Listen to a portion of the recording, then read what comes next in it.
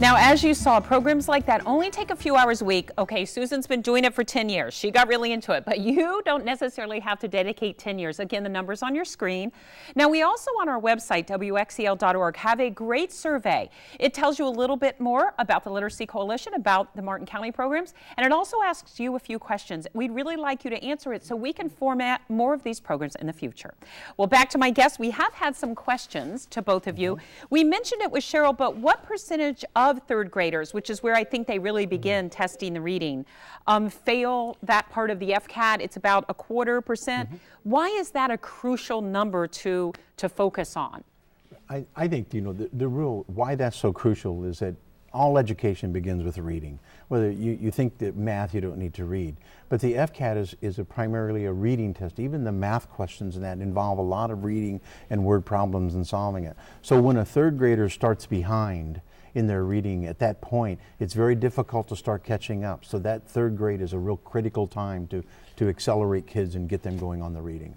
And Darlene, I know you just launched a new program pretty recently called Budding Readers, and this one's aimed specifically at just little ones, right? It really is. Actually, we're aiming at 3-year-olds, so we're really focusing on preschool because we feel like if you can get preschoolers interested in reading and loving books and loving being read to, then that will really help them to prepare for success in school. And that really gets backed up by some of the factoids we saw on the screen, that it's just shocking that those in lower income families don't even have books. 2/3 of the families they researched across the country, not just here, didn't have books in their homes. Therefore, you're so behind the 8 ball at that point as a child.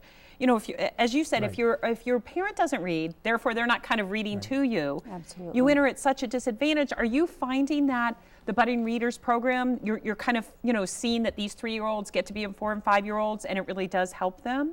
We absolutely know that books in the home make a huge difference. The Literacy Coalition distributes about 60,000 new books a year into the hands of families in poverty, because we know that it's absolutely essential. And I do just want to stress it's so important for people who are viewing this to call to volunteer, both if they want to volunteer adults as an adult literacy tutor, or if they want to volunteer and work with children. And I agree, and that's the whole reason, again, that we came up with this program, is to kind of inspire people to volunteer, because I was surprised to find out, I'm sure this is true for Martin County, certainly in Palm Beach County, there are plenty of programs out there. The reason they can't expand is simply the lack of volunteers. And we live in a community where so many people, like Susan, have a little bit of extra time on their hands. Even like Cheryl, who has no extra time on her hands, seems to find time to give back. And we really hope that that number on the screen will ring all night, even beyond when we're on the air, because there will be information and opportunity to volunteer, so please call. One of the things I found interesting is kind of how you do get the word out. And what I found, quite honestly, is it's kind of like in the workplace story, you know, Jose told his friend, come on, you can go, don't worry about it.